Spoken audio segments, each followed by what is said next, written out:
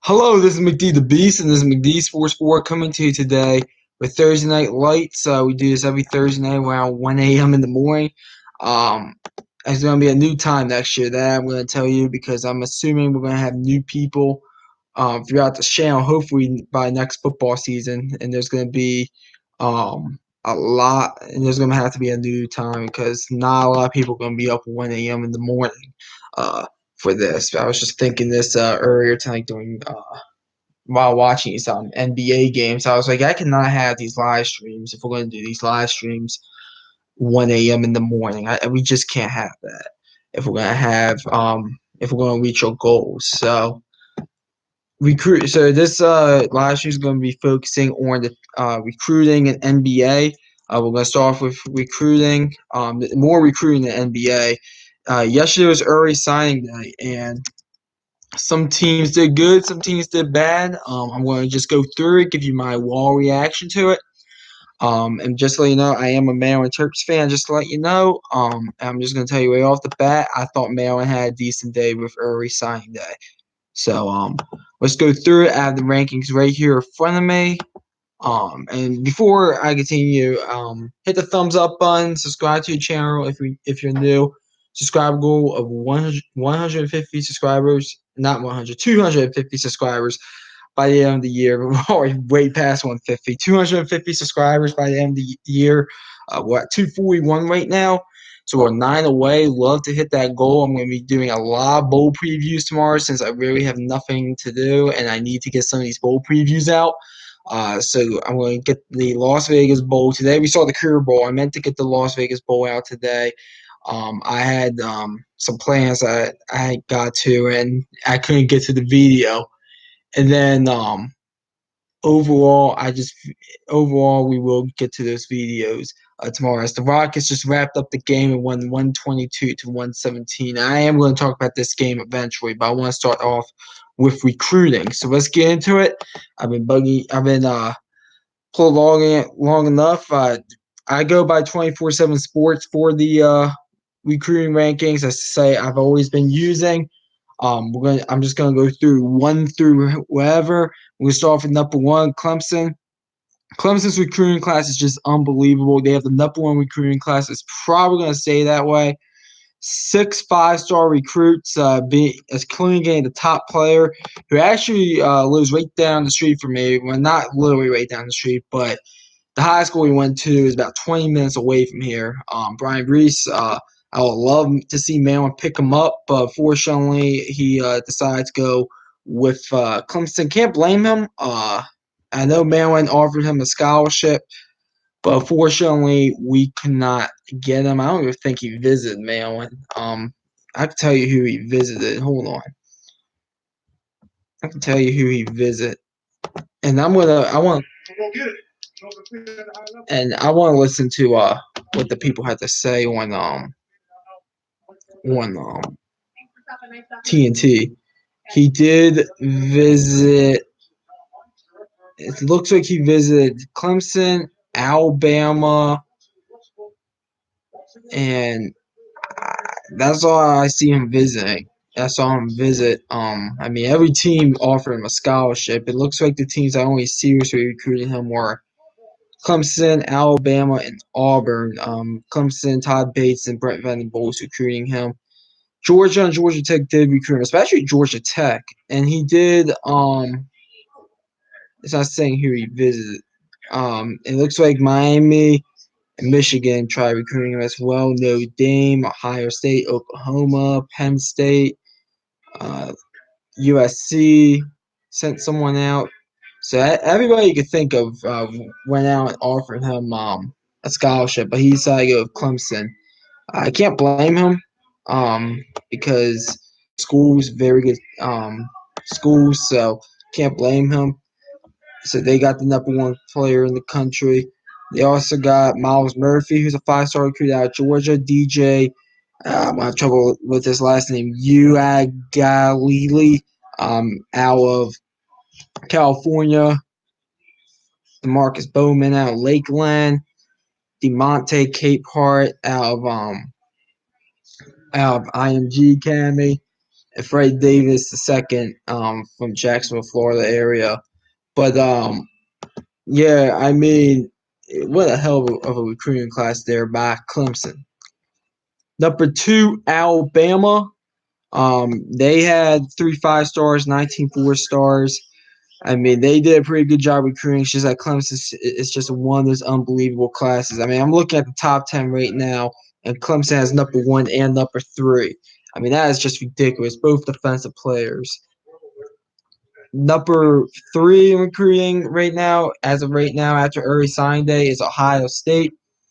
Ohio State, 2 5 stars, 14 4 stars, 9 3 stars. They did a pretty good job recruiting. I mean, I'm gonna be honest with you, Ryan Day. I don't think is as strong as a recruiter as Urban Meyer, but it looks like Ryan Day can really develop talent. So it doesn't matter, in my opinion, if Ohio State finishes like eighth in recruiting. They're number one in the Big Ten, and Ryan Day can develop talent. Number four is Georgia.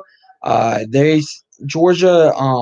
They only have 19 commits. Georgia. They could still get several other commits. There's a few guys that they're just waiting to sign, I think, and they could slide in at number three. I don't think Georgia's going to get above number three, though. There's a big margin between Alabama and Ohio State, according to the point system. I do not know how they use the point system, but according to the point system, that's something that it looks like Alabama and Clemson are just in their own league.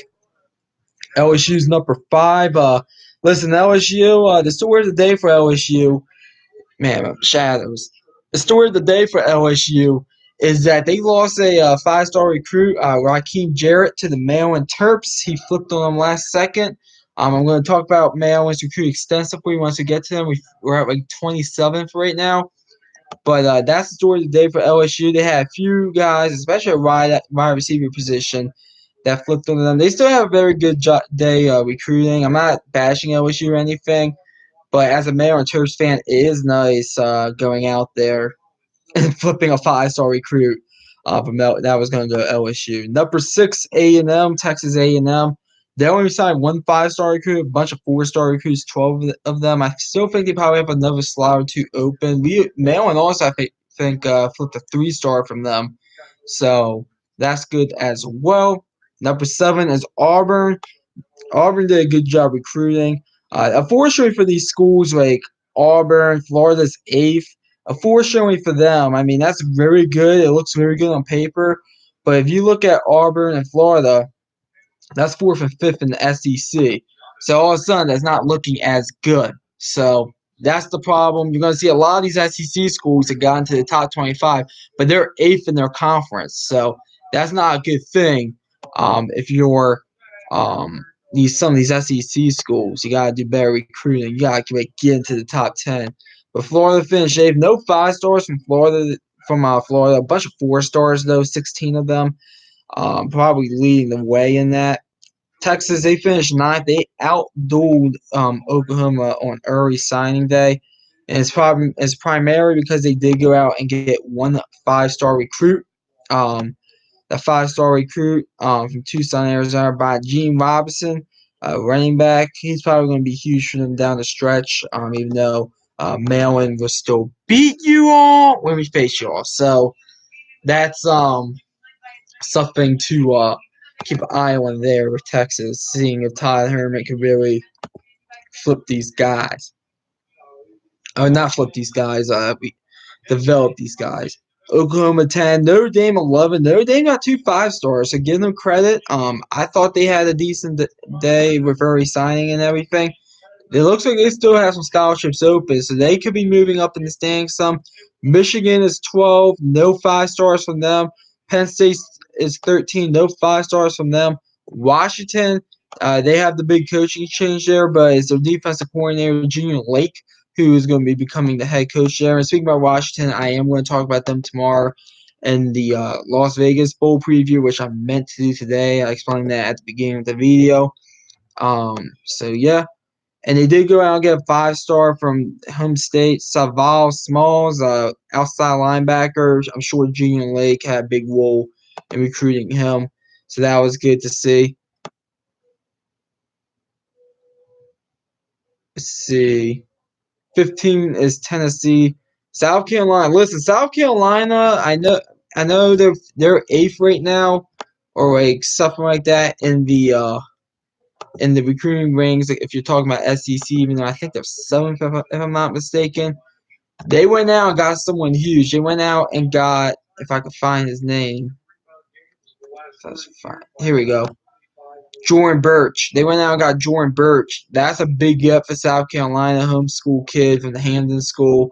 But they got a bunch of players from the Hamden School. South Carolina did, primarily because Will Muschamp's son is actually the quarterback there. But that's good. Listen, if you can get a 5-star to stay home, that's good. Um, and I actually like what South Carolina. Like, South Carolina had a terrible season this off season so far. The off season, for college football off season or so. South Carolina has won the off season, in my opinion. Miami's number 17. They have no 5-star recruits. Oregon, they got 2 5-star recruits. They went out and got the big Justin Flower. He stayed home, so they went out and got him, or he's staying on the West Coast rather. I think he's from California. North Carolina had a good day recruiting. 7 4-stars, 19 3-stars, no 5-stars. But Mac Brown can prove he can really develop talent, so that's huge. Nebraska number 20. I'm not sold on Nebraska on doing anything. They might be able to recruit. Scott Frost might be able to recruit, but I am not sold on Scott Frost as a head coach in game decision making or developing this talent. He has to develop this talent. I mean, Nebraska, if he could pick together these recruiting classes around 20 to 25, he should be able to develop the talent some. And he's not being able to do that. Florida State, they're number 21. They're having a bit of an off year recruiting because they seem to be more between 15 and 20. Primarily due to the head coaching change, but they're still having a decent time. Stanford, top 25. They signed Eddie George, Emmett Smith's um, son. They signed him. And listen, David Shaw, you gotta give him a lot of credit. It's tough to recruit at Stanford because they gotta be accepted first before he can recruit them. And it's really tough there at Stanford to recruit. You gotta give David Shaw hell. You gotta give David Shaw props. Kentucky 23. Once again, Kentucky looks great on paper, especially since they're a basketball school. But once again, you're like ninth in the SEC. Georgia Tech. Listen, Georgia Tech, they're going away from that triple option, and all of a sudden you're gonna see them now under Jeff Collins. You're not gonna see them in the top 5, but you're gonna see them around 20 to 25. They're going to pick off and recruit here and there. I mean, Georgia Tech's kind of one of those schools that you can only really be an engineer, like types of engineers. But I mean, you're going to see some of these recruits. I mean, 6 4-star recruits, 18 3-stars. That's pretty good. They have a top 25 class. In Mississippi State, top 25. They round out the top 25. 5 4-stars, no 5-stars. 16 3-stars. Okay, so that's your top 25. A few other quick notes. Just missing the top 25. 26 Wisconsin, 27 Maryland, 28 UCLA. I'm a shocked Chip Kelly actually recruited a good class. 29 TCU and 30 Purdue. Iowa had a good class as well. A few other surprises here. Is Kansas at 47. Listen, Les Miles recruited, and it's 24 commits, all 3-stars, but that works. So, yeah, I want to talk about the Maryland recruiting class since I am a Maryland Terps fan. And Mike Locksley, one of his big things he said was he wanted to keep talent in state or in the DMV, keep talent in the area. And at the beginning of the day, we were ranked 36. And I sat there and said, listen, we have 1 4-star and a bunch of 3-stars. It's not looking like that good of a class. And the thing is, I mean, you look at these classes. I mean, you look at these players. I'm nothing against these players. I'm happy they'll be coming Terps. But our top recruit going into yesterday, Ruben Habotley the second, I believe that's how you pronounce his last name, Hollywood, Florida, Penny Bone. Detroit, Michigan. And that's our top 3-star recruit right there. Isaiah Jacobs, Owasso, Oklahoma. Dijon Magugi, Deerfield Beach.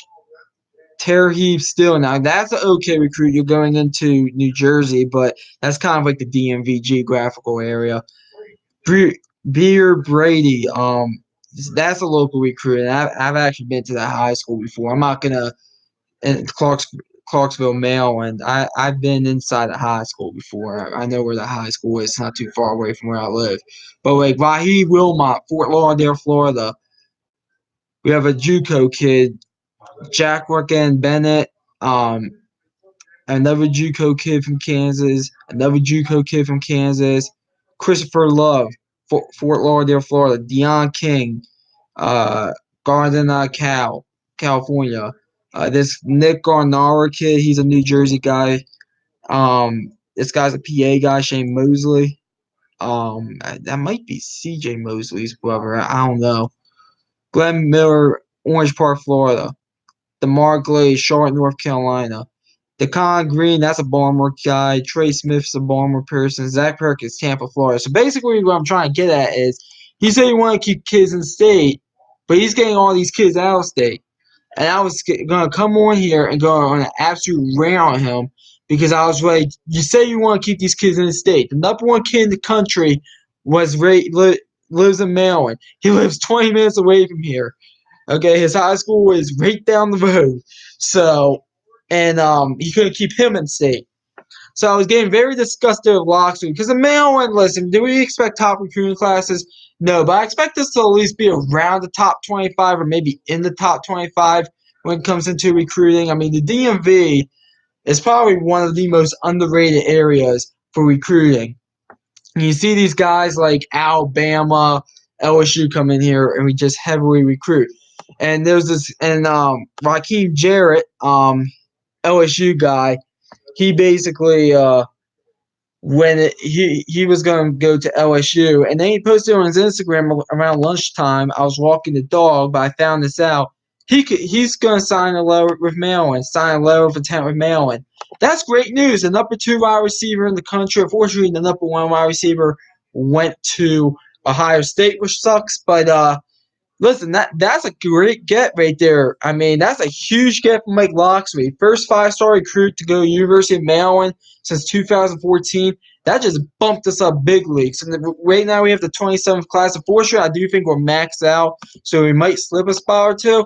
But these are the recruiting classes I want to see in Maryland. Borderline top 25 or in the top 25. And this is a good recruiting class right here by Locksley. Now, the question is, can Locksley develop these players? Hopefully he can. Hopefully he can. I really hope he can. This first season was a very disappointing season for the Maryland Terps, and I already looked at the schedule. I expect this to go 7-5 next year. That's my early prediction for us. Hopefully that turns out to be the case. I want and possibly get a chance at 8 wins. That will be huge for our college. You're getting new facilities and everything, so hopefully it will work out. So that's always huge. And also a few other quick notes with recruiting. USC is 78 and they kept Clay Helton. That is embarrassing. I can't. I mean, I can't say anything else about that. That is flat out embarrassing. Clay Helton should have been fired. And I sat here and listen. They came out with fake news that he was, but it turns out he wasn't. A lot of USC fans wish that was true. They're going to get this bowl game and the Holiday Bowl, which I'm going to will preview. That's going to be one. That's actually one of the games I have on the list tomorrow. I have to preview some games on the day after Christmas. By the way, Christmas is on Wednesday. I'm not planning on doing any videos on Tuesday or Wednesday, and there will be recaps of every NFL game. Hopefully. There's some questions about the first one because I'm kind of in a particular situation for that. Not because of the game, because of what's happening around me. Something got thrown in my face. I'm not gonna say what, but something got thrown in my face. And unfortunately, it's not gonna. It's gonna be kind of. It's not. It's. I'm still gonna watch the game. It's just that I'm going to be my priorities might not be on the game for the whole time, and it's unfortunate because it's the one game I was actually looking forward to this upcoming Saturday, and of course it gets ruined because of people's plans. They can't do things when I want them. But anyways, that's besides the point. Um, but yeah, there's gonna be a lot of bowl previews coming out tomorrow. Probably at least 3 or 4 of them. I'm gonna look at the schedule right now, and then after I talk about these bowl previews, I'm gonna be doing. I will talk some NBA. I also want to talk about Wiseman, James Wiseman leaving Memphis, and so he could enter the NBA draft and everything. So let's see. Where are we? College football. And by the way, I'm very disgusted with the Maryland Church basketball team. Just letting you guys know. We lost to Seton Hall. It's our second loss of the season. I don't get why we lost to 2 unranked teams. It's Mark Trojan. He has to get his shit together. So I'm doing the so there's bowl games tomorrow. I didn't know there's bowl games tomorrow. I might be watching those. 2 and 7:30. I might watch those. Boise State and Washington, the Las Vegas Bowl. There will be a preview on that. If I have time, there will be a preview on the New Orleans Bowl. I do want to do bowl previews on the Independence Bowl, the Walk-On Independence Bowl. There has to be a preview on that. The Military Bowl is getting a preview. Someone requested that. That's getting a preview. That video will be out tomorrow. Let's see what else. It actually looks like I have a day in between. So Military Bowl, Walk-On Independence, and Las Vegas Bowl previews are coming out tomorrow. There will be bowl previews out this weekend on the New Era Pinstripe Bowl, the Holiday Bowl, Outdoor Texas Bowl. There'll be previews on that. I'm going to try to get as much previews out as I can for these bowl games. So stay tuned for that. Okay, let's change it to NBA. Spend about 10 minutes on that. And there was 4 games today. I'll just go through the scores. Jazz Hawks. Jazz won 111-106. I was box score watching this one. Pretty good game. It looks like the Hawks. They have major issues. They said their coach Jane on the hot seat, but if things don't change, it will let him go. Listen, I had the Hawks in the playoffs, and I'm very disgusted with the Atlanta Hawks right now. This team's good enough to make the playoffs. I know John Collins, he's out due to a suspension with PEDs or whatever. And then also, what the hell am I watching?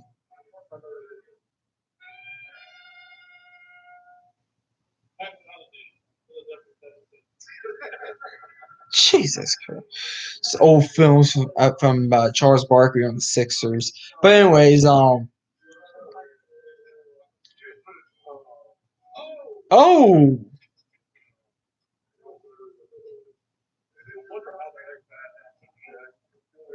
why Shaq keep getting hit by Christmas trees? Yeah, Shaq loves getting hit by Christmas trees. God dang. Anyways, I'm getting distracted. But Hawks. Very disappointed. This team was good enough to make the playoffs, and unfortunately, they are definitely not making the playoffs.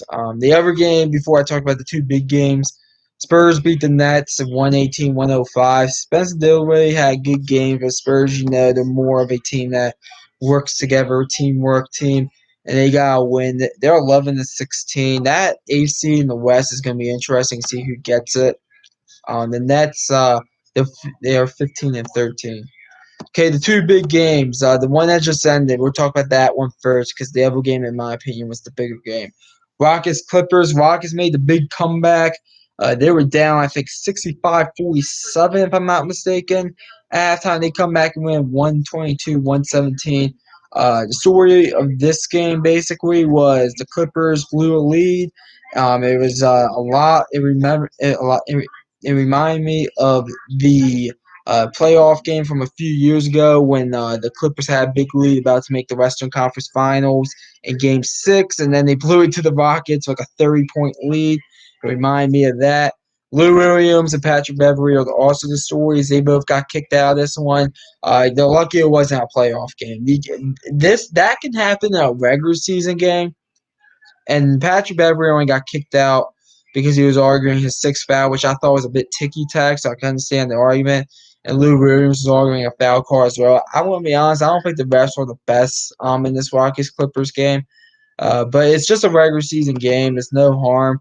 Big win for the Rockets, though, on the road. They needed a big win like this, in my opinion. It's really only my third or fourth time watching them, honestly. So, I hope to watch them more. They are on Thanksgiving, if I'm not mistaken, against the Warriors. Not Thanksgiving, Christmas against the Warriors. That's not going to tell me anything because the Golden State Warriors suck. But we'll see what happens there. Clippers, I still think the Clippers are the best team in the NBA. I don't care that they lost. They will win the whole thing. And then the biggest game, the two best team by records, Lakers, Bucks. Bucks won 111, 104. Bucks dominated most of this game. Give the Lakers credit for fighting back in this one. Giannis Antetokounmpo, he's just something else. I'm just telling you that right now. He is just something else. And I really feel like, he might be the MVP again. He really might be the MVP. Oh, they teed up Russell Westbrook as well. For man, the refs in this Clippers Rockets game, in my opinion, I just don't. I thought I don't know. I thought they didn't let the guys play more than anything. But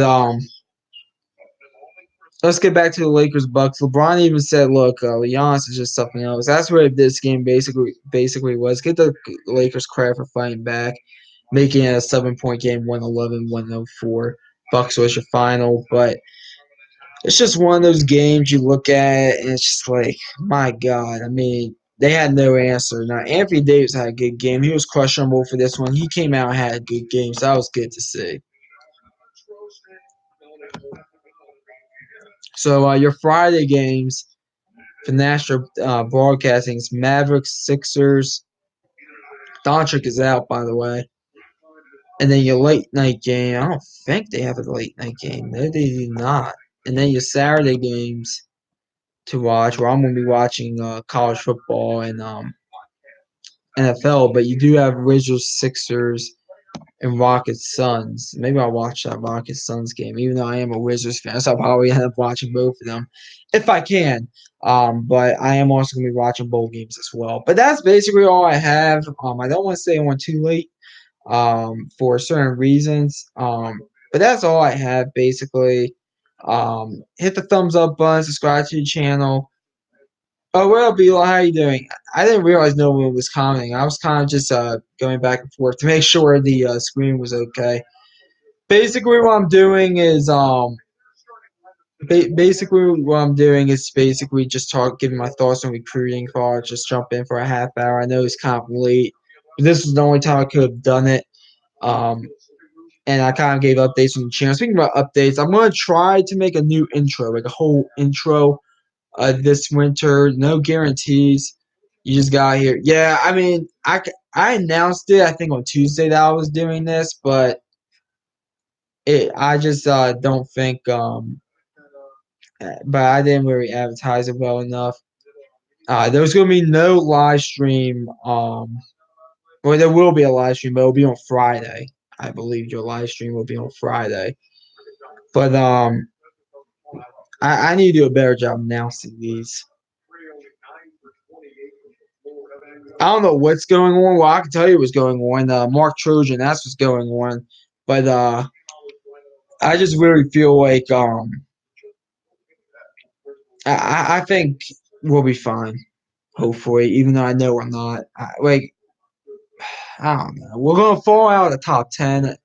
You know, to me that doesn't matter as long as you're in the tournament. You have a chance, as I always say.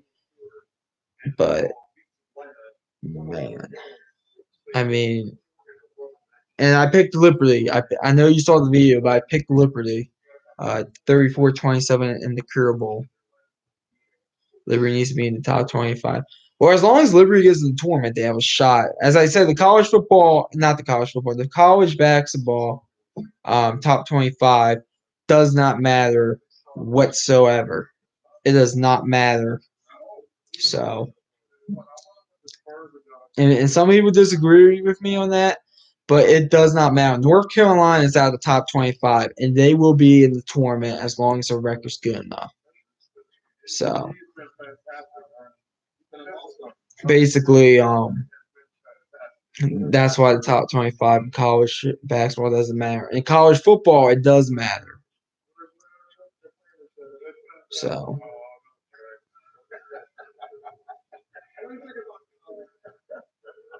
never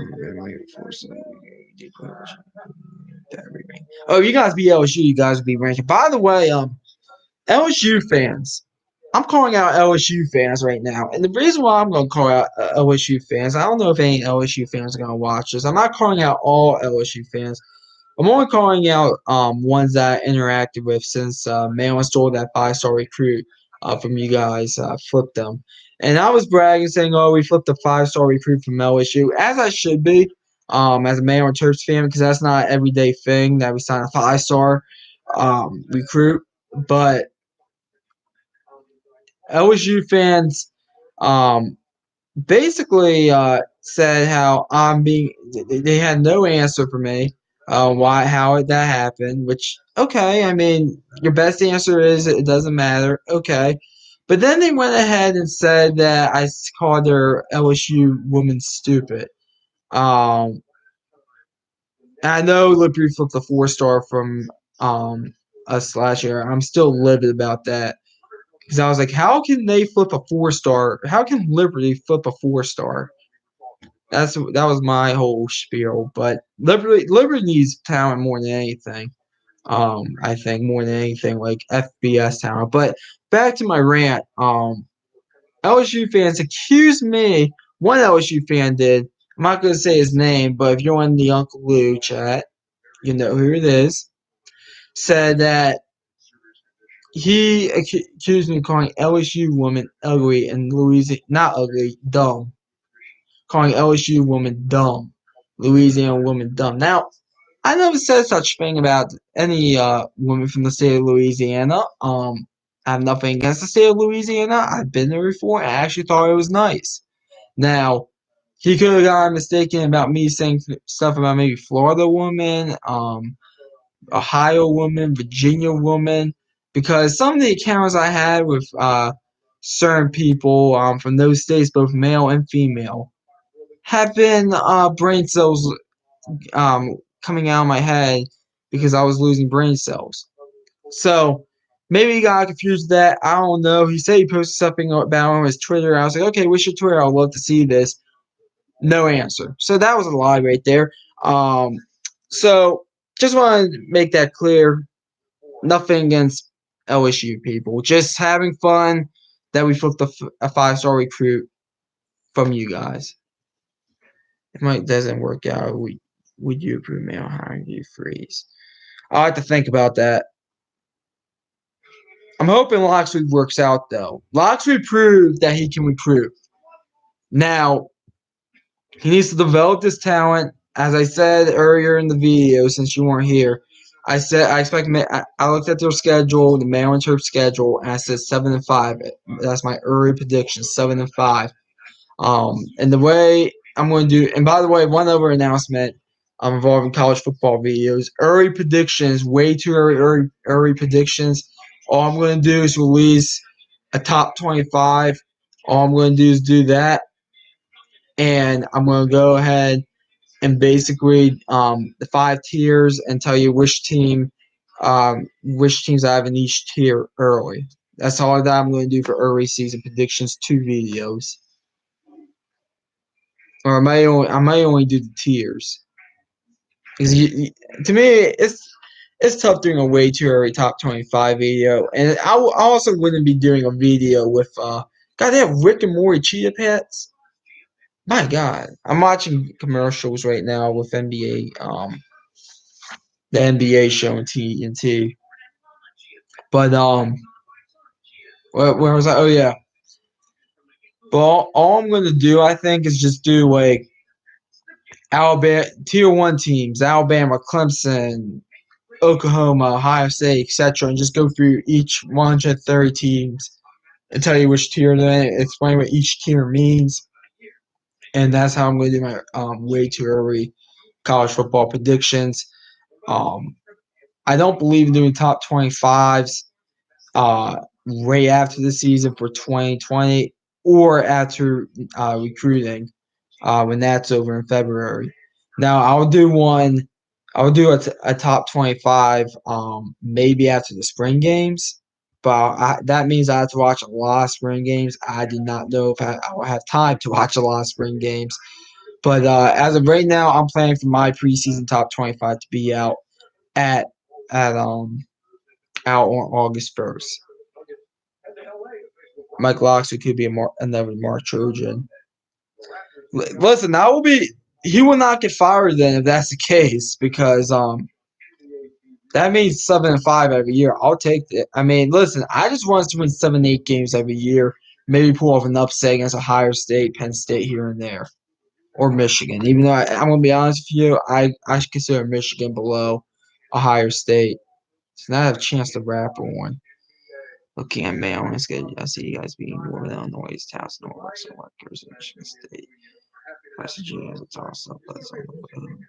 So you see us with 5 wins. West Virginia on the road, I think we win that game. And that's me being a bit of a homer and me saying we're going to be a rival. And where's the 7th win that I saw? I saw 7 wins on that schedule. Where are we? Chance the Rapper's going to be performing at halftime in the NBA All-Star Game. Just found that out. Breaking news.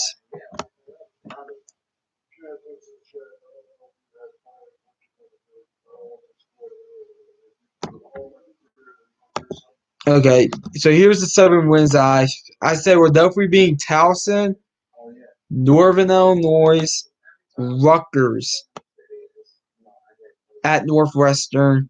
I said we're definitely winning those 4. Michigan State should be a win. At West Virginia, I think it's going to be a win. So that's 6. And I said we'll win 1 out of the 3 between Minnesota at Indiana and Wisconsin at home. That's how I came up with 7. Because I don't think Minnesota's going to win 10 games in 2020 next year. I don't think Minnesota's going to win 10 games, and I think Wisconsin's going to take a step back without Jonathan Taylor. So that's why. And Indiana, I don't know what the hell we're going to get out of Indiana in 2020. I think they're going to be at least around 6 wins, but I don't know what we're going to get from them. And we get them on the road, so I don't know. But that's where I see 7-5. But I agree with you with those 6 games. I expect us to win those 6 games. I don't expect us to beat Ohio State at home. I don't expect us to go on the road and beat Michigan. I don't expect us to go on the road and beat Penn State. Everybody else, I do expect us to have a shot. And I know Minnesota blew us out last season. And as I said, I just don't think Minnesota is a team that's going to win 10 games next year. I see them winning maybe 8 games, but I think they're going to fall back some. You think Liberty can win 7, 8 games? Let's see the 2020 schedule.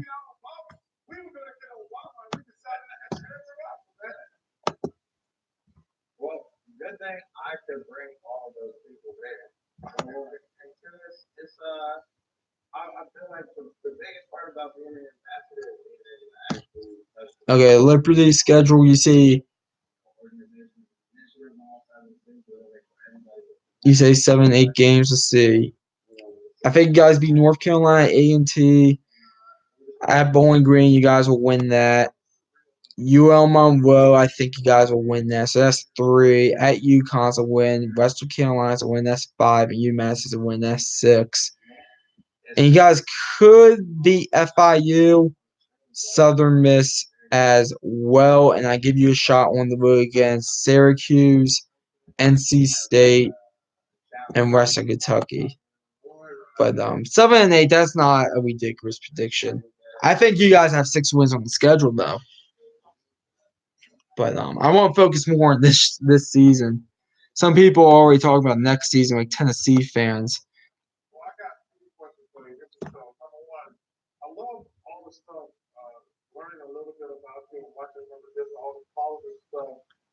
But Tennessee fans, they think they have a shot against everybody next year. Tennessee fans, and hate to break it to you, Tennessee fans, you guys will. I know you have a road game early against Oklahoma, like in week 2, I believe. I heard you guys will lose that. I think you guys could go on the road and beat NC State, Syracuse, and Western Kentucky, though.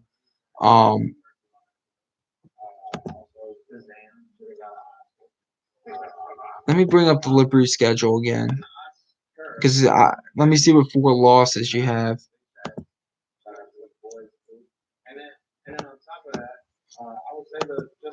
I'm just happy you guys don't face New Mexico State twice. So you have NC State, Syracuse, Virginia, Western Kentucky. Oh, those are your 4 losses. I don't know. I think FIU and Southern Miss are tricky games for you guys at home. Like I can see. I think you guys split that. Honestly, you do get them at home, but I think you guys split them. I can see Tennessee going 8-4 next year. Well, I'm going to tell you what Tennessee fans think. They think they could go. Tennessee fans think they could go. They could win 10 games in the regular season. I've seen 11-1. I think that's ridiculous. Now, I do think Tennessee could pull off an upset against either Florida or Alabama at home. I do think that. I wouldn't rule Georgia out on the road either, but you guys will lose to Oklahoma on the road. And if you're a Tennessee fan watching this, and I look at Florida, Alabama, and at Georgia. I mean, if I had predicted right now, I will predict you to lose all 3 of those, and you could lose another one elsewhere. I think South Carolina is going to rebound back. I really like what they're doing this offseason. I think that could be a loss on the schedule as well. But I think Tennessee is one of the better teams in the SEC. Talent-wise, the coaching staff I think needs to still grow up a little bit. I really thought Tennessee turned a corner. I thought Tennessee turned a corner in the second half of the season, being up on everybody besides Florida and Georgia, basically. Georgia, Oklahoma, Alabama, you guarantee you lost it. South Carolina. The thing is, I think part of the problem with South Carolina was they had an idiot as an offensive coordinator. They have Mike Bobo now as offensive coordinator. And I think the offense is going to be decent this year for South Carolina. And that defensive line is going to be good for South Carolina. Like Muschamp's going to have a good defense in 2020. And I thought he had a decent defense this year. God,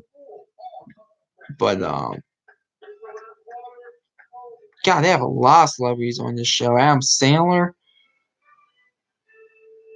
I'm possibly getting tickets to go see Adam Sandler soon.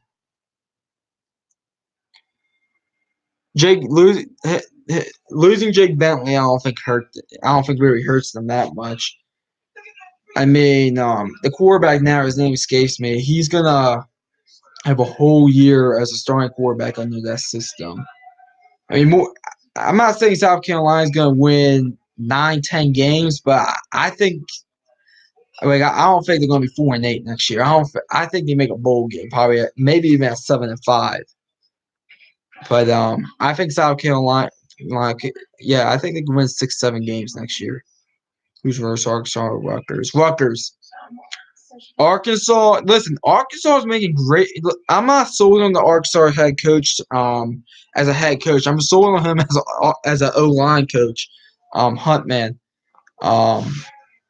but I he made a great hire at defensive coordinator. Like Arkansas's defense, talent wise, might not be that good, but they're not gonna be terrible defensively. That I can tell you, they will be better defensively next year, Arkansas. Offensively, I don't know what you're gonna get from Arkansas, but there was some people this year saying that Arkansas could go 8-4. Like SG1 Sports, I mean, I'm gonna be honest with you, I'm not the biggest fan of his channel because of certain things he does. I just wouldn't. It just doesn't interest me. But he knows what he's talking about. He had Arkansas going 8-4, I believe, or he said they could go 8-4. He's just some comment down the lines of that, and I was like, man, Arkansas would be lucky to win more than one SEC game.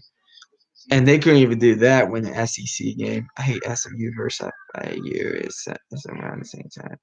That will be amazing.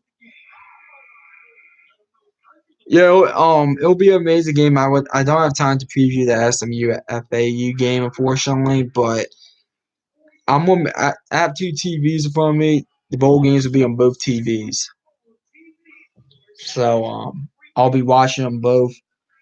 Probably do recaps on them. Honestly, I mean they're on Saturdays. These bowl games, and I'm gonna be honest with you, I'm watching NFL as well. So one's probably gonna have to be on the laptop. Honestly, I don't know which one will be, but there'll be recaps. I actually give me 6 but banked on a horrible knock. I predicted them to be Missouri actually, Arkansas, because I thought Missouri's with the bowl ban, I thought they would lose a few unexpected games, which they did. Okay, they lost to Vandy, so I thought Missouri maybe lose an unexpected game or two. And with the game being in Arkansas, I thought maybe that would be one of the games they lose. But I had them going 5-7. I didn't think they were going to go any better than 6-6 though. Arkansas. I might have said best case scenario 7-5, but they had Western Kentucky, which I thought in the preseason was going to be a 3-4 win team, which I was wrong about.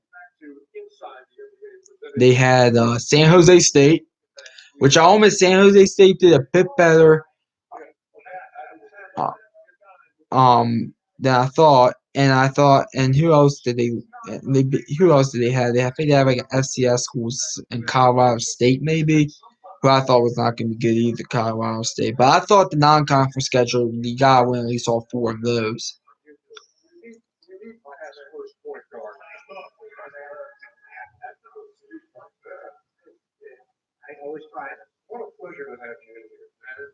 I'm watching Adam Sandler on this.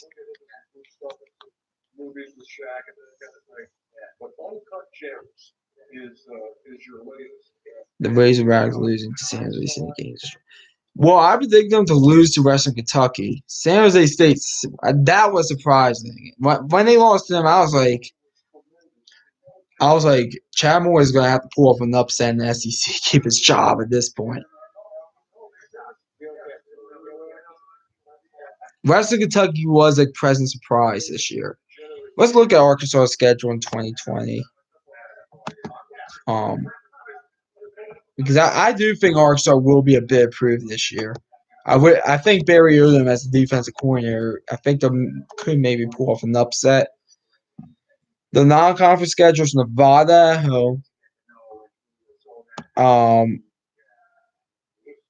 At Notre Dame, they'll lose that game at Notre Dame. Charleston Southern and UL Monroe.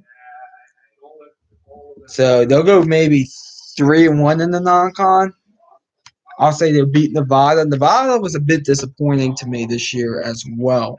I thought they would be a 9-win team, possibly a 10-win team. I had them going 9-3, and it looked good for the first week because I had them beat Purdue, which they did. So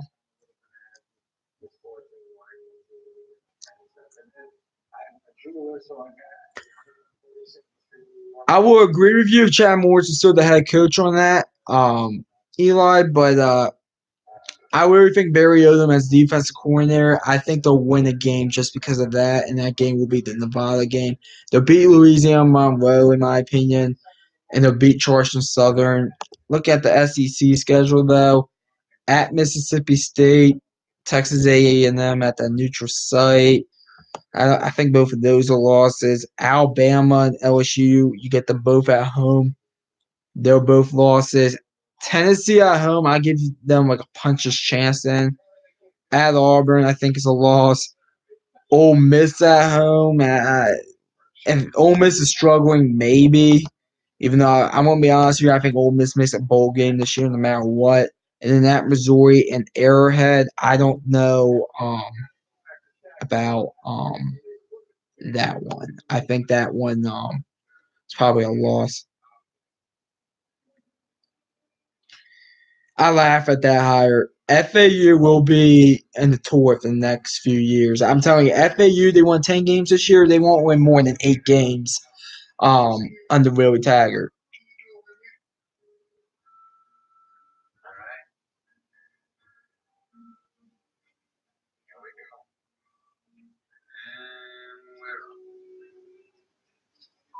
How do you play football? That's what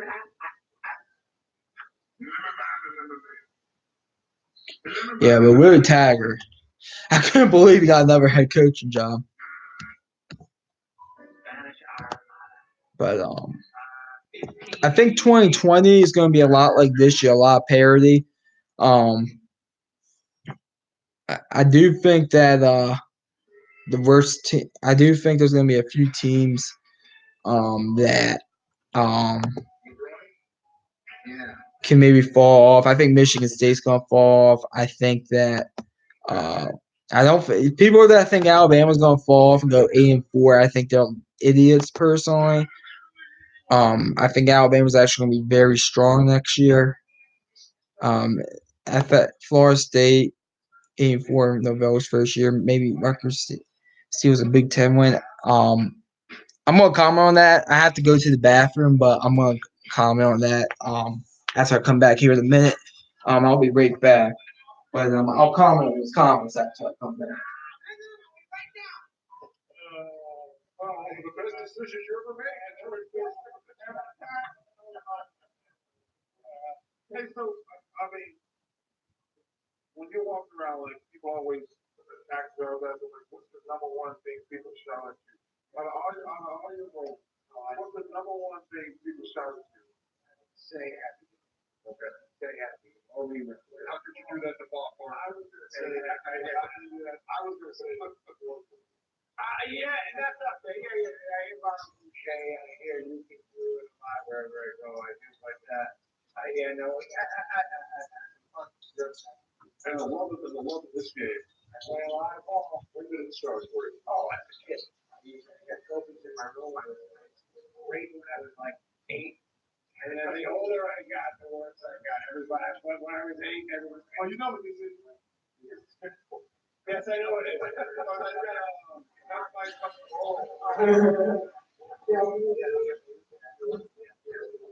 Yes, yes.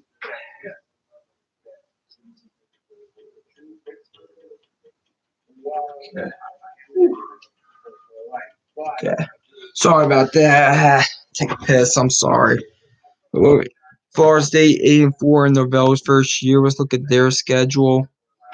And I see he made a comment about Rutgers possibly stealing a Big Ten win. I'll look at that schedule as well.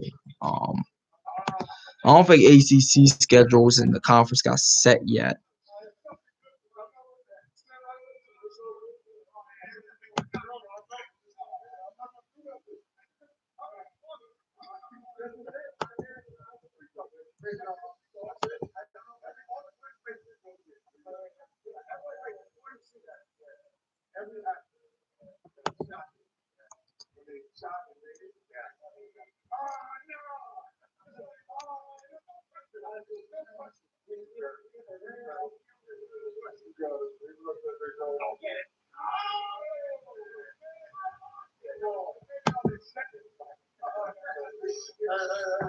Okay.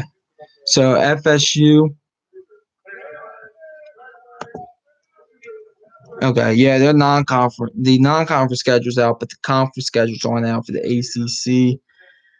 You said 8-4 for FSU.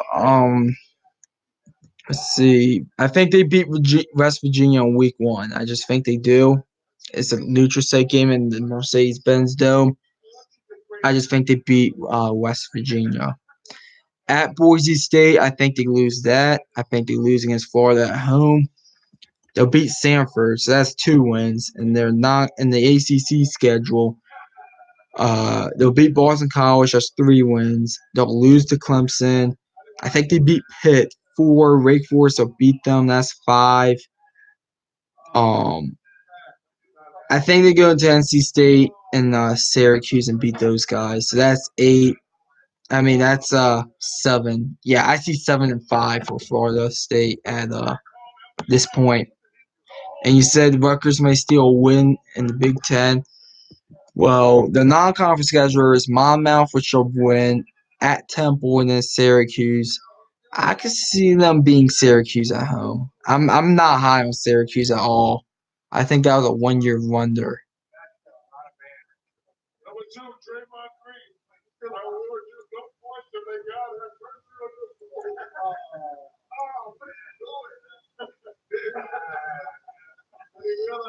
I'm just watching Shaq in the pool.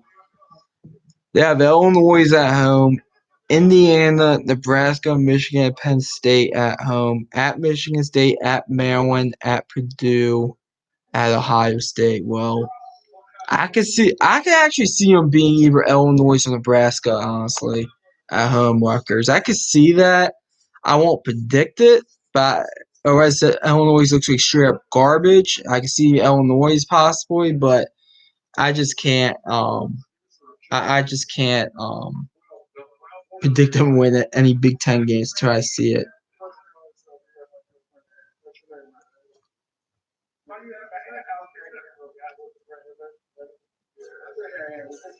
This hat's kind of tight. Ooh. They were decent this year, but I think some people are thinking that they're a one-year fluke, which is interesting to me.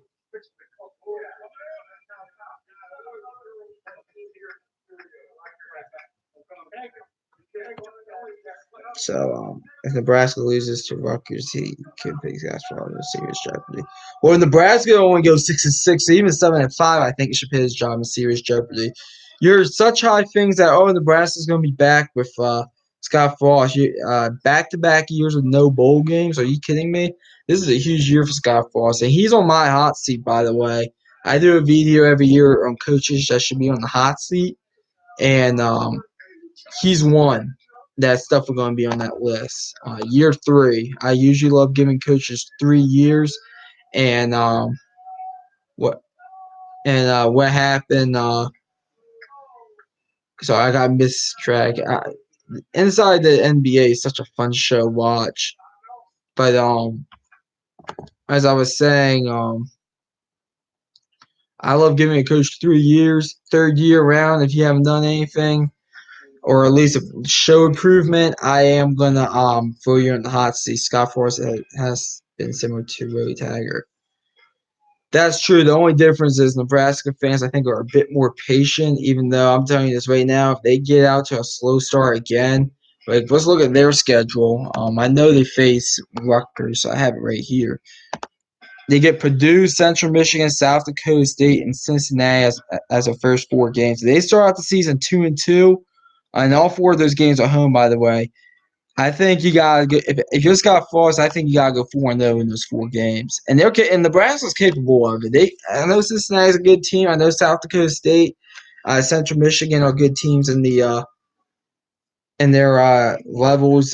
Central Michigan, a good team there. They actually won the were in the MAC championship and lost. South Dakota State game day went there for the FCS school. And they could lose to those teams. And they also have at Northwestern. Yeah, I'm telling you this right now. Do not be surprised if Nebraska is 6-0 win the season in their first 6 games. They have, in my opinion, at at worst they gotta be 5-1. Even if they're like 4-2, I think you're gonna hear some rumblings there. Because then you have my God, whew, Nebraska might start the season off 7-0. Man. Yeah, Nebraska and Miami haven't been relevant.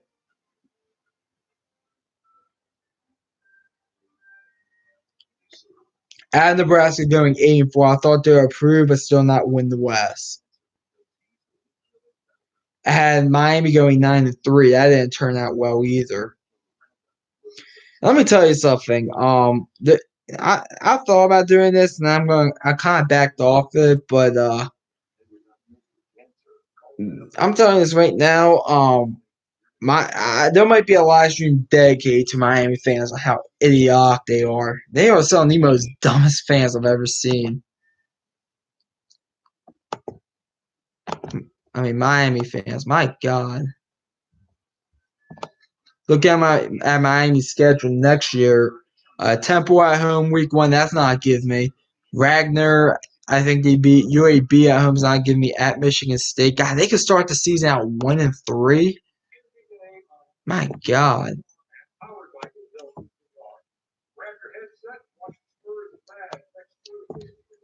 Is that the only game? The live stream next week's going to be on Friday night. And it's going to be a lot earlier than 1 a.m. It's going to be.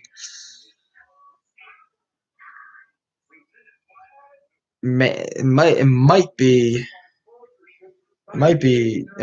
be like 10 or 11 o'clock. Army might have taken the cake at the most. Yeah, but Army was disappointing. They couldn't really figure out the quarterback position, which is kind of surprising because all the quarterback does in that system is just hand the damn ball off or pitch the ball out. And then, I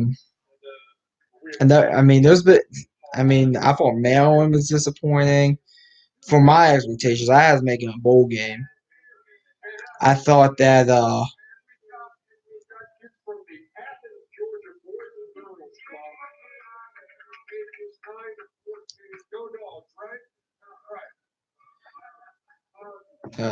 I'm just seeing what's going on, but all I'm gonna say is there's always gonna be disappointing teams, but there was definitely a few disappointing teams. Miami was disappointing. Nebraska was disappointing. Alabama was disappointing, and they went 10-2. So, but yeah, I'm looking at Miami's schedule. Their only guaranteed win, in my opinion, is Ragnar. Now, granted, they won't lose 11 games, but Temple at home, I think, is a game they could struggle in some, even though I'm going to give them the benefit of the doubt. At Michigan State, I'm going to be honest with you, I just think they lose that one. UAB, I think they win that one as well, but they may struggle some. Then you look at the conference schedule. I mean, you're on the road against Virginia, Virginia Tech, Wake Forest, and Georgia Tech. They might lose all 4 of those. They'll lose at least 2 of those. And then Duke, Florida State, North Carolina, Pitt. I think they beat Duke at home. I think they beat Pitt at home. North Carolina, if you had a home tour, I'll say they beat them. But even then, I don't trust them. And I think they beat Florida State at home. So they'll win all the 4 games in the conference, all 4 games, and they'll probably win another game or 2 on the road in the conference, and they'll beat Ragnar. So let's say that gets them 7 wins. They beat Temple and UAB, 9-3. Be honest, he probably would, and he shouldn't be fired because I think it's not Manny Diaz's fault that they went 6-6. Now, look, some of the blame, of course, should be his, and he does deserve some of the blame, but I don't really blame him. Dan Enos, I blame him a little bit, but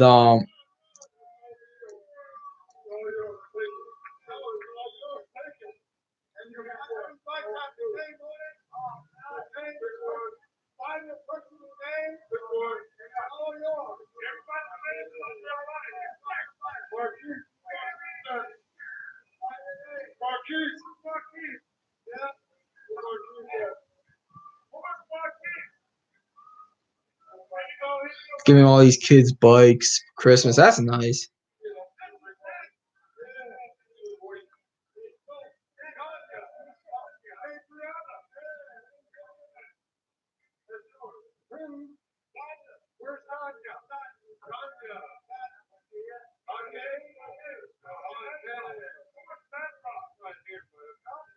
Yeah.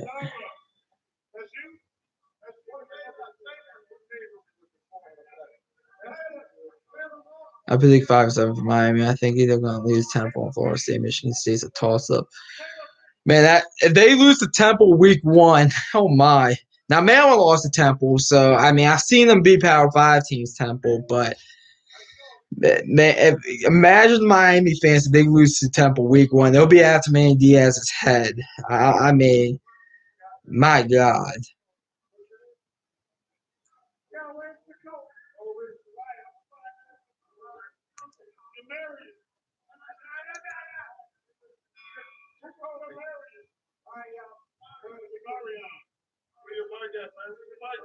I predict Florida State to go 4-8 and they actually exceed my expectations. I thought they would make a bowl game, Florida State. I had them going 6-6. I thought they would make a bowl game, which they did. My prediction was actually spot on at 6-6.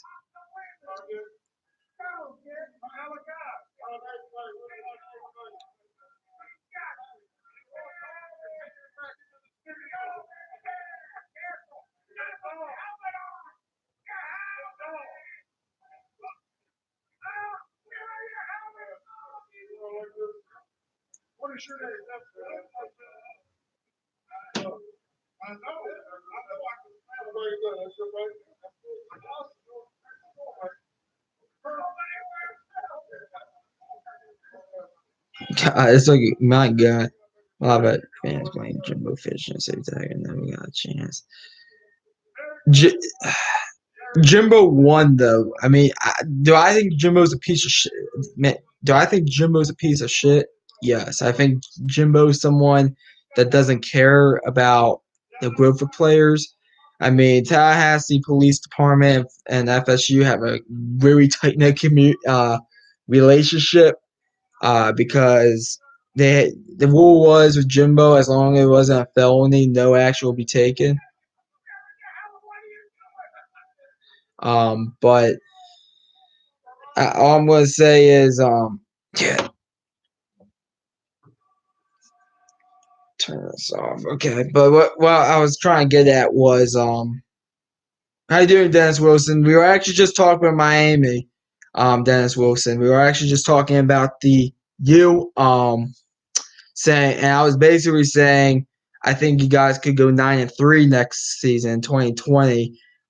Since we're kind of talking about teams in 2020, we're talking about FSU and Jimbo Fisher saying how he didn't really care about discipline or anything. But I say you guys go 9-3.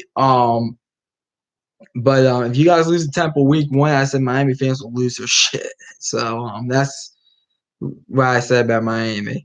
But speaking about Jimbo Fisher, I don't know. I think Texas A&M, I think they have stricter policies. Some police departments aren't as friendly with these universities, but Tallahassee Police and FSU are like this. So as long as they had 8 players charged with felonies, and they all got reduced to misdemeanors. They had one guy charged with 3 felonies, got reduced to misdemeanors. So as long as you get charged with misdemeanors, they don't care at Florida State. Now, granted, there was some crimes because I kind of took witness of not witness, but I know someone that committed a crime that I was surprised it was a misdemeanor. I'm not going to say anything about it, but some misdemeanors should be felonies. That's all I'm going to say. You'll be surprised at some of the things that are just a misdemeanor. And you'll be surprised at some of the things that are felonies that should probably be misdemeanors. So, but at Florida State, when Jimbo was there, he did not care about the player's growth as a person. He only cared about winning. And same thing with Urban Meyer. Urban Meyer and Jimbo Fisher kind of go in the same boat. And I come up here all the time. And by the way, breaking news: Urban Meyer went to a Redskins game and he didn't have any medical conditions. It was very surprising to see him there and not have any medical conditions. This is something that I think needs to be brought to the attention of more people. Because there's a joke with Maryland fans saying how Urban Meyer scared Maryland because he damn near needed an ambulance when his last game coaching his Maryland in College Park. And then when he was on the Fox show this year on the Friday night Penn State Maryland game, he was not doing the pregame or the postgame because supposedly he was in Utah getting nominated into the Utah Hall of Fame or something, Utah Sports Hall of Fame or whatever. I call bullshit on that. He was scared of Maryland, but it looks like he was fine. I mean, he was in the same county as College Park. If you know anything about Maryland, College Park is right near D.C. And the Redskins stadium's in Prince George's County, just like College Park is. So he looks fine. So I heard the Redskins Lawson hire. If I'm the Redskins, if he wants to coach there, it makes perfect sense, especially if they go out and get Chase Young. Now, granted, the Giants might be ahead of you in the draft, and they might want Chase Young, but it will make perfect sense if Urban Meyer could sit there, take Chase Young, Dwayne Haskins as his quarterback, and he could build around a bunch of Ohio State guys. It'll make perfect sense. And the Redskins could basically be the Ohio State hub of basically former Ohio State Buckeye players. So it'll make sense. Personally, I don't think Urban Meyer is going to go to the NFL, though. I think he is kind of just enjoying himself, kind of entertaining himself, kind of checking different venues. I know he said something about the Cowboys job, saying that it will be a job he had to consider or something on Colin DeCoward's show. Here's the thing. He should. I was stunned that Clay Helton didn't get fired because I thought Urban Meyer was going to USC. Now, granted, there is a few jobs coming up, I think. For example, the Cowboys are interested in Dan Mullen. Would Urban Meyer want to come back to Florida? That would be a possibility, I think, if Dan Mullen elects to go be the Dallas Cowboys job. It is hard to fire a coach over a 3-game improvement, but if you look at the recruiting from USC, they're 78th in the country. You realize how embarrassing that is as USC? No 5-stars. I think they have 1 4-star. It's just a mess there with recruiting. I mean, Maryland is out recruiting USC by a mile. So, just a little note right there. But that's something to keep your eye on there. If USC they go 7-5, he will be fired. And I actually think USC isn't going any better than 9-3. They are not climbing out of that whole 78. They'll be they might get into the 50s or 40s, but you are USC. You need to be top 15 if you are USC. I mean, my God. I mean, you're basically the only school on the West Coast that people pay attention to, outside of Oregon when they had Chip Kelly and Washington that one year when they made the playoffs. No one pays attention to Utah. No one pays attention to the Arizona schools. Hell, no one really pays attention to UCLA, Washington State, Cal, Stanford. No one pays attention to those schools. And USC is really the only big name out there on the West Coast. You gotta dominate the West Coast. I mean, you have Oregon going in there and not recruiting them in Los Angeles. Well, BYU is really the only other team people would pay attention to. I'm out there. I pay attention to everybody, of course, but I mean, I'm just talking about the casual fan. I mean, the casual fan isn't going to stay up to 1, 2 a.m. in the morning to watch Arizona versus, I don't know, Colorado or something like that, or like Washington versus Cal or something like that. How you doing, Baca? The Beast. I do refer to myself as the Beast.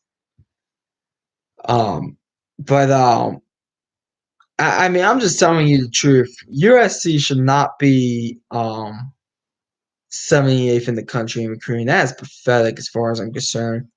I mean, I will fire Clay Helton just based off that alone. I think that's good enough to just fire him if you're USC.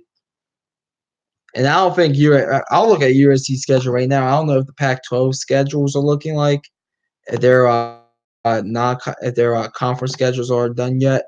But I guarantee you, I can find 3 or 4 losses on that USC schedule. Week 1, Alabama at neutral site. That's a loss right there. They will lose to Alabama by at least 2 touchdowns. Notre Dame as well. I could actually see them being Notre Dame though, since it's in Los Angeles, it's in the Coliseum. But we're gonna mark that as a loss. They'll lose on the road against Oregon. I think Stanford's going to rebound back in 2020. I think they lose that one. So that's 4 losses. At Utah, that's a 5th loss. So that's 7-5 right there. So I just don't see USC doing much. Recruiting rankings are really a crapshoot. How many 4 or 5 stars?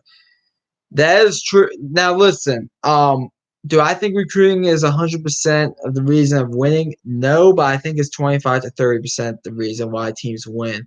I mean, you look at Alabama, they get the top recruits year in and year out. You look at Clemson, they usually get some of the top recruits year in and year out. You go ahead, you look at some of these other schools, Ohio State. I mean, they win the Big Ten every year. So I'm just telling you, recruiting, it kind of matters. And listen, you have stories like that all the time. The big story you hear about is Ed Reed. So that's the big story you hear about usually, at least around here, these parts of Maryland, because Ed Reed is a legend as the Baltimore Ravens, I will call him. But I mean, I mean, it happens all the time. I'm just saying. Like, for instance, you see, like, some of these, like, this Brian Brees guy, who's the #1 recruit, he will be playing on Sundays. I can guarantee you that, unless something severe, bodily injury happens to him. But the #1 recruit in the 2020 class will be playing on Sundays. So, that's, but I mean, the majority of 5 stars usually do pan out. I mean, Stephon Diggs, 5-star recruit, one of the top wideouts in the NFL for the Vikings. That's the Maryland example. So, yeah. Man, I've been on for an hour and 17 minutes. Only a few more minutes, and I'm going to shut it down. Sorry, 2:30 a.m. in the morning. But, yeah, that's definitely lots of high draft picks in there. I trying to bust. That's true. I mean, but I'm just saying, most 5 stars at least pan out in college. So that's something right there.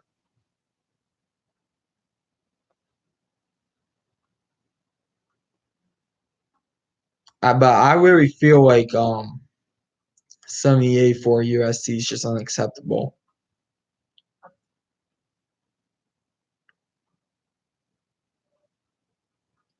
But speaking of NFL pick video is out. Best NFL pick video of the season. I'm so happy it did well.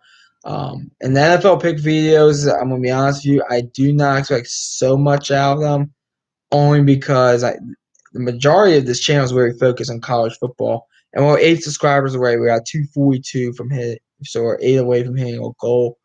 But the NFL pick video did very good. 34 views.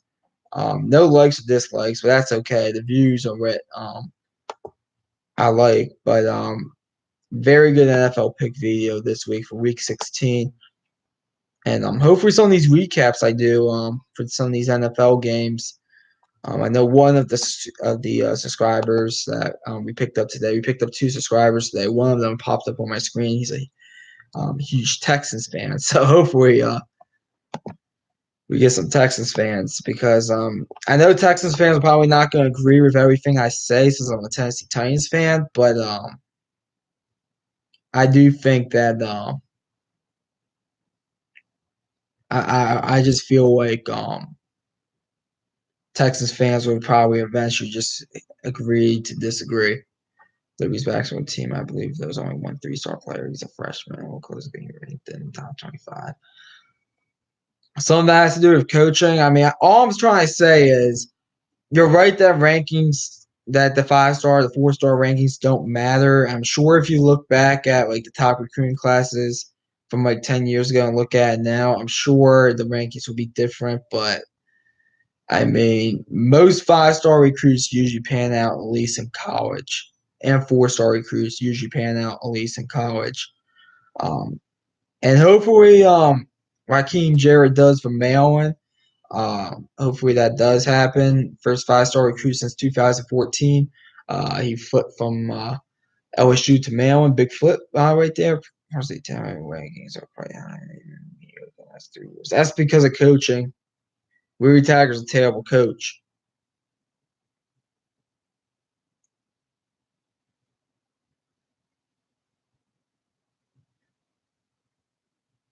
I mean, that one guy, Akers, the running back, absolutely wasted his talent there at Florida State. He's a very good running back. And if he was actually on a good team, if Florida State was even winning 9, 10 games, I think he would probably be going higher in the draft. I don't know where he's projected to go, but he's a hell of a running back. That talent was unfortunately wasted, Cam Akers, because Willie Taggart's your head coach. And I find it stale that a team will actually hire him as a head coach. Maybe a Pee Wee football team, maybe a high school team, maybe even an FCS team. But I'm stunned that FBS team will hire him as a head coach. He reminds me a lot of Lane Kiffin when Lane Kiffin went to Tennessee one year, then USC, just jumping jobs. And speaking of Lane Kiffin, USA, he'll find ways to lose games in the Conference USA. Conference USA is kind of top heavy. He'll lose to all those top heavy teams. Like he'll beat the UTSAs. He'll beat the UTEPs, the Rices, the Old Dominions. He'll beat those teams.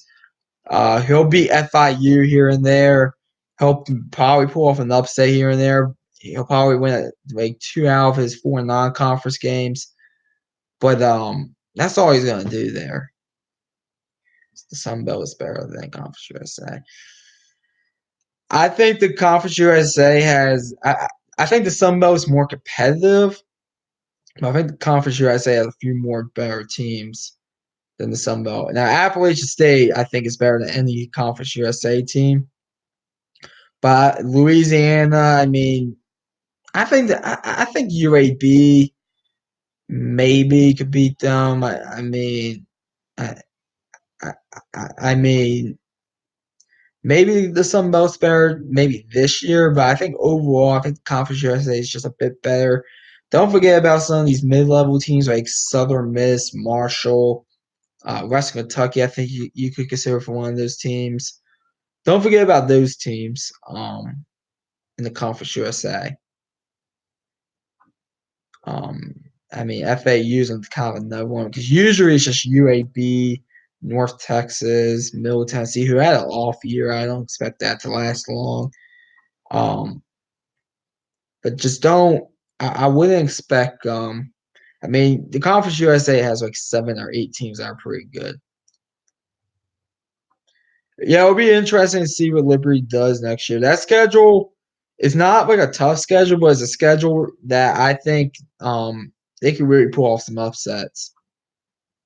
And there'll be a Liberty prediction video, obviously, on the channel, because I already know how I'm predicting the teams on next summer. It's gonna be a way. The way I'm doing it, it will be they will be every team will be done.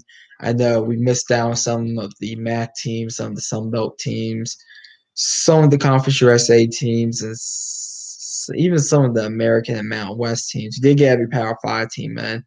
Every team will be done this upcoming season. Now, granted, some of the teams, because I try to watch every team at least 1 game per season.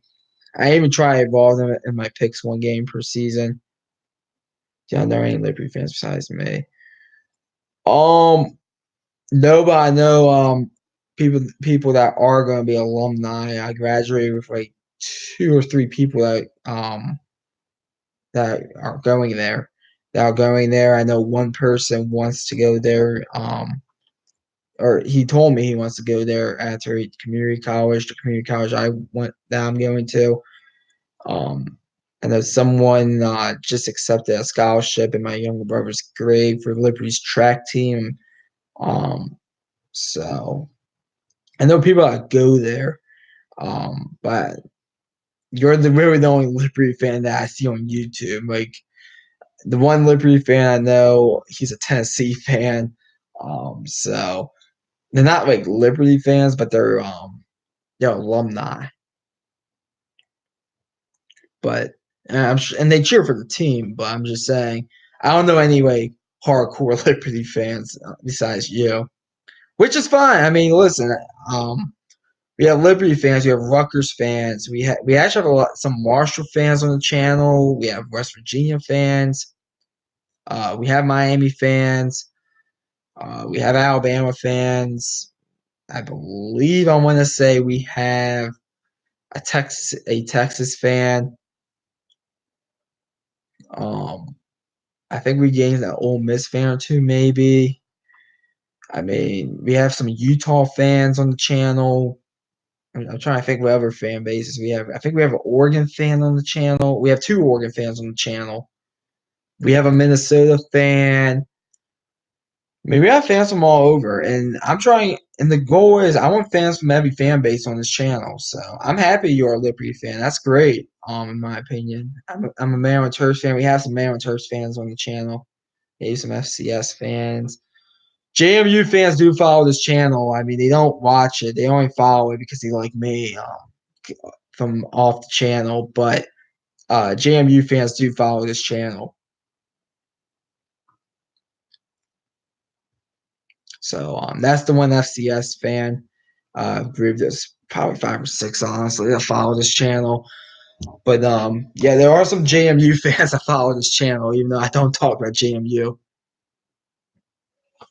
I might do if I have time. I might do JMU. I'm gonna be honest. I don't watch FCS football, but I might do like JMU, North Dakota State, South Dakota State, um, like the big time schools. I'm not gonna do every school, obviously, because I'm gonna be honest with you. I don't even know most of them. Maybe Towson. So we'll see what happens.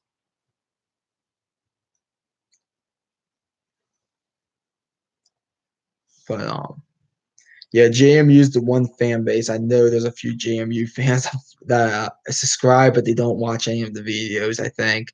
Or if they do, they just don't let me know because they know me off camera.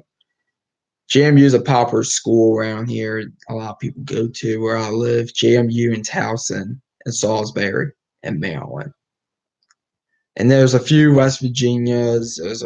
There's always a few females that go to East Carolina. There's a few Virginia Techs, a few Penn States.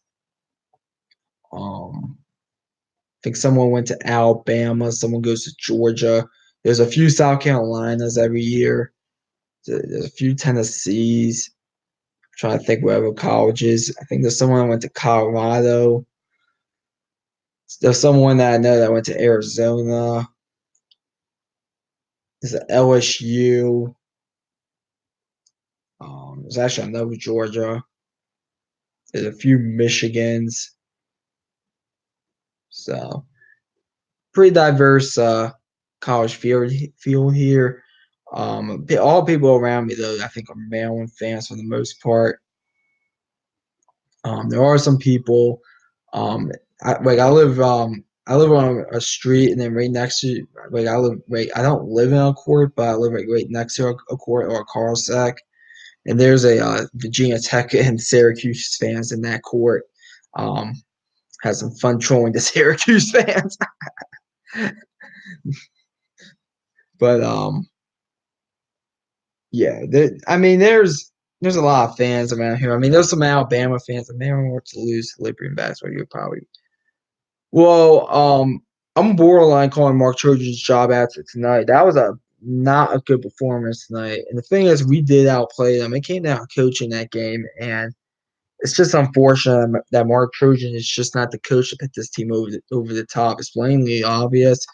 They'll keep him because they'll make the tournament and then probably make the Sweet 16 before losing. And they'll make the tour and they'll keep him because they'll say, "Oh, it's an improvement because last year we were in the round 32." But I mean, I I just don't think Mark Trojan's a good coach. I really don't. A lot of Maryland fans can concur with me. Even Maryland fans that go to the college right now can concur with me because I know for a fact they won't admit it publicly, but they told me behind closed doors that they want him gone. And those people that go to the Maryland College, University of Maryland, that were calling for Loxley's job behind closed doors to me. So I have a lot of ties to the University of Maryland and a lot of schools around here. So I know what's up throughout the whole state of Maryland. Look, we just made as far as Maryland last year. Be missing first round. Yeah, I saw that. I think I did pick Liberty as one of the upsets in the March Madness, if I'm not mistaken. I wasn't really sold on Mississippi State last year in college basketball, and I don't even think they're going to make the tournament this year. I haven't really been paying attention to Mississippi State basketball, but it's really amazing.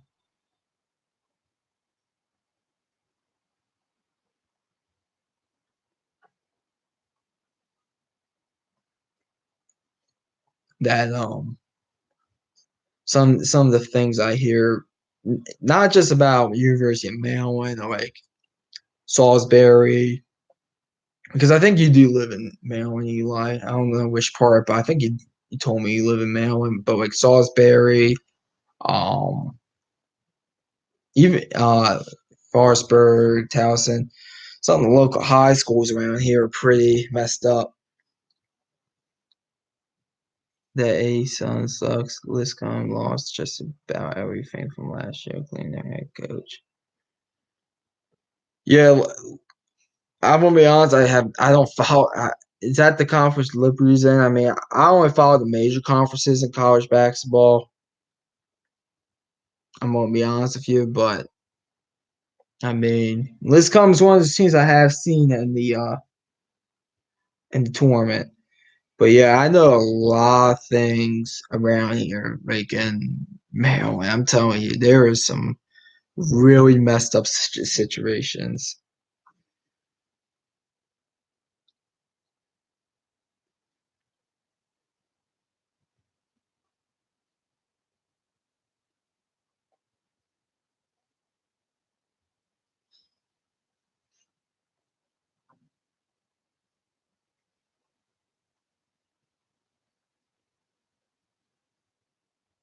I'm about to end the stream,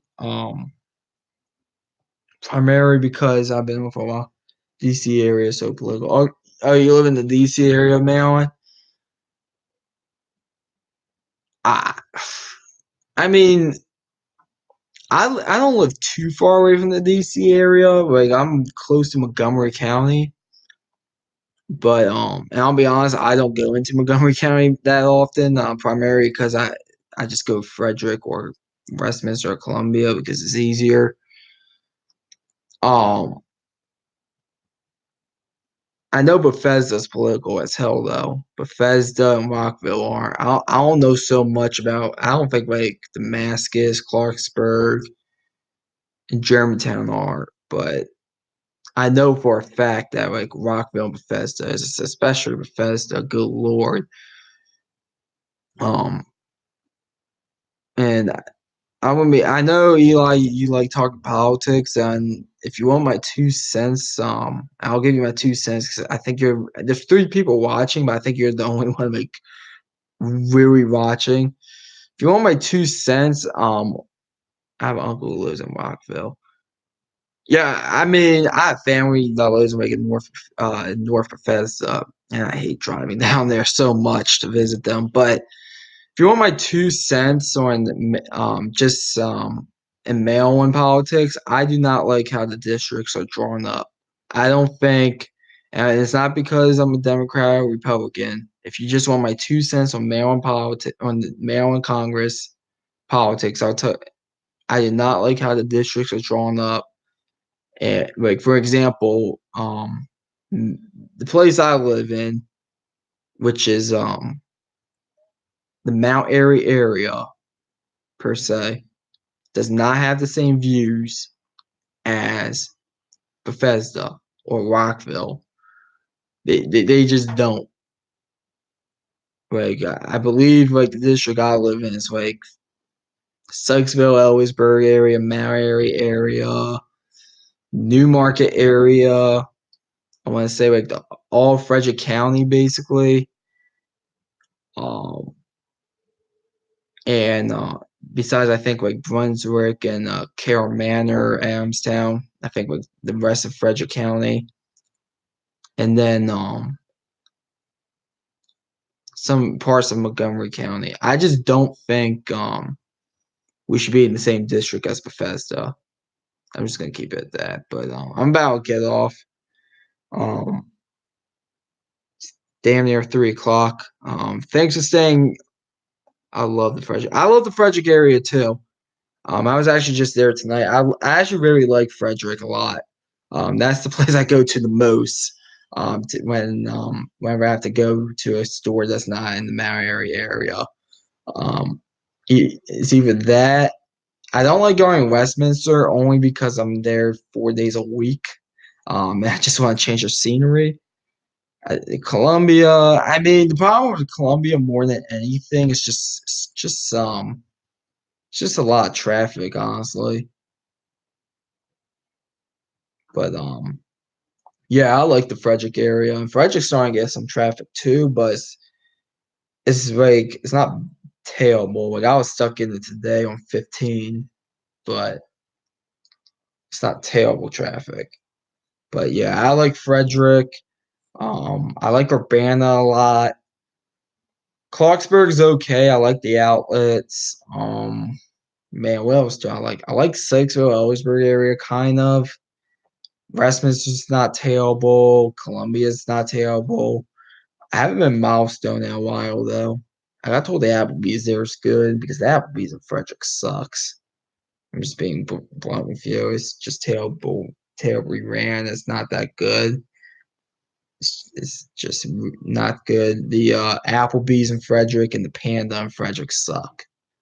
That's the only two places that suck. And Panda, don't let me get into that because I'm gonna rip it to shreds. But anyways, that's just a little bit about some of the places in Frederick. But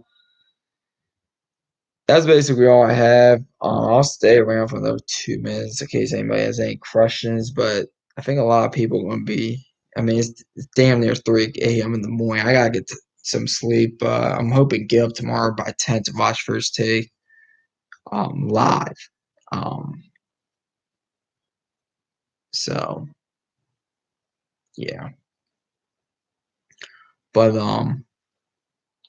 that's just a little bit about the Frederick area. If you ever go through Frederick Maryland, don't eat at the Applebee's or Panda Express. Especially the Panda Express. I don't want to get started on that this late at night. Because it's just not good. It's not the food, it's something else. But it's 2:48. Thanks for watching the video. Hit the thumbs up button. Please subscribe if you're new to the channel. McD the Beast here signing off.